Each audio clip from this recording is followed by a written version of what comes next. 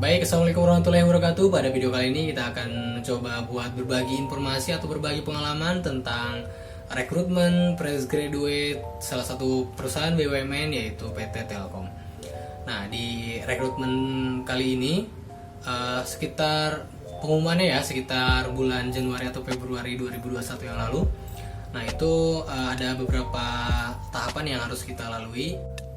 Oke, untuk tahapan dari program fresh graduate recruitment ini itu ada sekitar 5 ya. Yang pertama ada apply data, kemudian yang kedua ada online test, yang ketiga ada psikotest, dan yang keempat ada assessment day, yang kelima ada pengumuman lolos.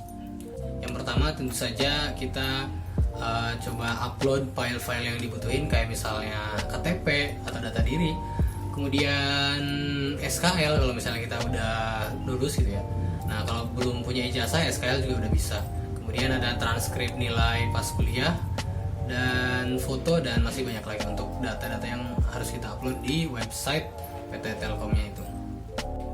Baik, untuk materi seleksi online test di program fresh graduate PT Telkom ini itu dilaksanakan selama 3 hari ya. Nah, untuk hari pertama itu ada data confirmation, untuk waktunya sekitar 15 menit. Untuk isi tesnya kurang lebih kita kayak ngisi pilihan ganda. Nah, itu ibaratin kayak kita mengonfirmasi kalau kita udah ngelakuin apply data gitu di database program fresh graduate recruitment-nya. Kemudian untuk di hari kedua ada tes kemampuan dasar value BUMN. Nah, itu untuk waktunya dibagi menjadi 2 sesi, ada 72 menit dan 60 menit. Untuk isi tesnya kurang lebih kayak tes verbal dan non verbal, kayak misalnya kita nyari sinonim atau antonim kata gitu. Dan masih banyak lagi ya untuk jenis tes verbal dan non verbal ya. Kemudian yang ketiga, dilaksanakan di hari ketiga itu ada English Ability Test untuk sesi satunya. Kemudian ada sesi 2-nya ada wawasan kebangsaan. Kemudian ada tes bidang. Untuk waktunya 75 menit, 30 menit, dan 30 menit.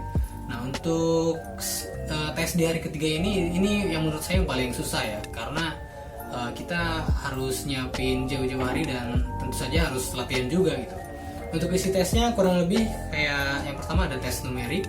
Nah, untuk numerical testnya ini lumayan susah ya, karena beda gitu dari numerical test yang secara umum kita temui gitu. Khususnya kayak misalnya di psikotest itu untuk tes numerical di sini beda.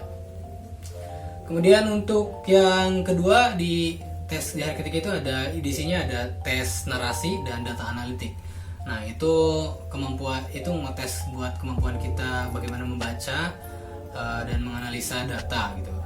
Untuk isinya sama, dia berupa pilihan ganda.